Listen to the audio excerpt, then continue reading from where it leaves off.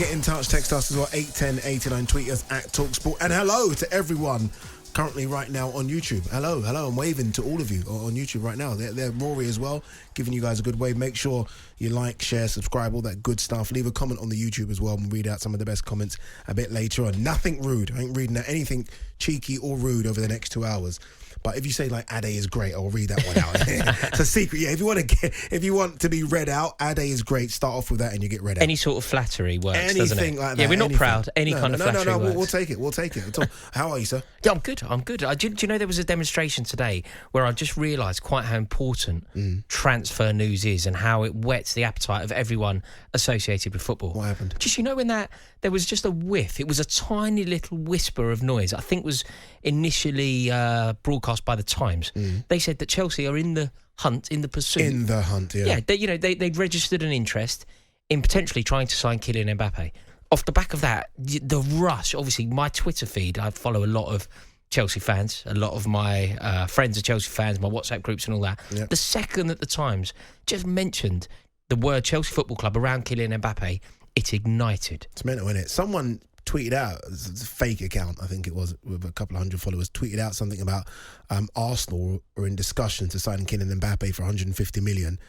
And like big people, like real big people retweeted it. Really? Yeah, it's got caught. People do love it. People do love the conversations around. It is exciting though, isn't it? Transfer news. Like there is something there. I do genuinely get on board with it all, and I love it. I like the rumours. I like hearing it. I like dreaming. Yeah. I think that's what it is, isn't it? It's just like a little adrenaline rush. Chelsea are going to sign Mbappe. Oh my, okay. Let's actually dream about it. Let's dream about it. Yeah, and you start thinking of formations and him and also you start thinking. Imagine the quality of goals that he will score. Imagine how he will look, like the fluidity of Chelsea with Kylian Mbappe running down the wing. It's going to be sensational. I mean, it's not going to happen. No. But for that moment, when the Times put out that link, and just that little Times, whisper, you kind of just feel like there might be a bit of truth in it as well. I think there is probably a bit of truth in it. No truth in Mbappe. Not that he's going to sign. I feel like he will ultimately play for Real Madrid. Yeah.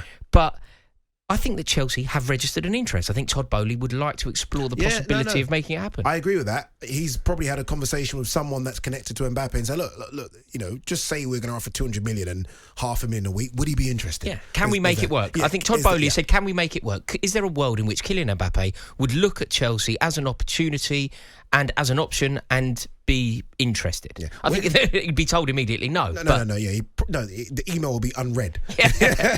Bounce back. Bounce back email. We're going to have a conversation about sort of big superstar players joining the Premier League and the lack of them. Like, why do the Premier League struggle to sign the real big superstars? And I know a lot of people are going to tweet in Haaland, and he probably could be the first one. But we don't really get the big ones, do we? They turn big and then they go. Like, people like, obviously Salah's massive, but he wasn't massive when Liverpool got him. De Bruyne is massive. It wasn't massive when Chelsea signed him. Are you saying that this is a slight on the Premier League? Yeah.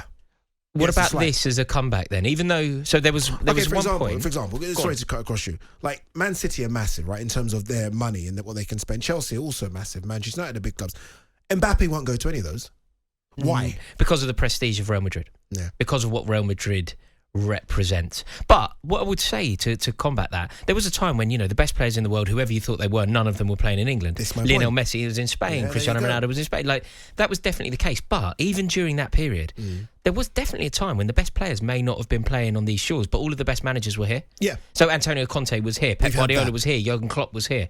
So all of the best managers were here. Best managers, but none of the best players. Up until now, but you think of the Lewandowskis, the Benzemas, like none of them. Like, do you know what I mean? No. Yeah, we struggle to sign them for some reason. Until now, though, do you not think Erling Haaland changes that a bit?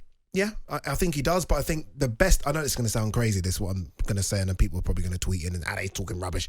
But I think the best Erling Haaland could be in a couple of years, and that guy could be at Real Madrid. Real Madrid are going to make a play for him. And then we're going to see how big City are, because Real Madrid are going to come in big for Erling Haaland. There's no doubt about it. In his release clause, there's some bit there, point 21 dot due to, where it says, if Real Madrid come in for me for 150 million, I can go. Yeah, I do agree with you. I think at some point Erling Haaland will play for Real Madrid. They give you a platform, don't they, Real Madrid? And I think the prospect of going there to be part of this new Real Madrid team, the iteration of Real Madrid that's bubbling up at the moment. Yes. The Camavinga, Tchouaméni, Jude Bellingham. Vinicius Jr. on that side as well. Vinicius Jr. on one side, Rodrigo on the other side, Haaland through the middle. Oh, spells goals you out. want to play for that. Yeah, of course you want to play for Los Blancos. We mentioned Declan Rice yesterday. We broke that news, by the way, on talkSPORT, or at least I read out a tweet anyway, that he potentially could be going to Arsenal for £100 million. It's funny because it got a lot of sort of fans talking about how much is he worth. I don't want to pay £100 million for him. Do fans care about that? Should we care about it? Should you just care about getting the player, or is there a wider conversation about we as fans should care about how much our team is spending on these players? I don't know, really. I don't think it's the responsibility of a fan to necessarily care about the finances. I understand a broader conversation about football. Is there too much money swilling about the game? Is the pollution of money an issue in the broader sense? Yeah. And I think that is a conversation that fans should definitely care about. But in terms of like an individual transfer, I mean, this sounds ridiculous, and even saying these words, it kind of doesn't feel right. They don't seem to align perfectly. But Declan Rice, for approximately £100 million, it feels like a bargain. Pardon? Don't you think though? No, on the scale of footballers, I mean, I know that everybody does this, and I know that Harry Maguire has become. On the scale of Harry Maguire, it's worth 100. He's worth. But on the scale of any other footballer, Declan Rice. Like how much should Rodri cost? No, Rodri was a bargain though, and everybody acknowledges that. That's how something much that's not. did you lot pay for Kante? Different I was time, asking though. about how much. No, but that was 5 years ago. Yeah, How much exactly, you pay for him? though, How much you pay for him? That's half a decade. How much you pay for him? I mean, it was a bargain. It was definitely. See, that was a bargain. That was a bargain. Premier League winner coming to your club, and you got him for a bargain. That's a bargain. That's the whole idea of it. No, but I do think that where the way that football has gone and the amount of money that Declan Rice will help Arsenal generate, £100 million for a footballer these days. It does seem like both parties will be happy. But what are you getting with Declan Rice? You're getting a player who is clearly one of the best in the world in his position. You're getting a player who has the potential to be even better. Remember, you have to pay for the potential. And then there's an English tax. Yeah, that's the English. I think the English tax here is about 40 million. That's what I think about 40 million. Look, calls, phone lines are open. 03717 223344. Do you care? Do you care about how much your club plays for a player? Do you care? Right? Is it? I guess you do, because you're in a sense paying for that as well. By the way, when you go to the ground, the kits, etc., etc. But do you care? 03717 223344.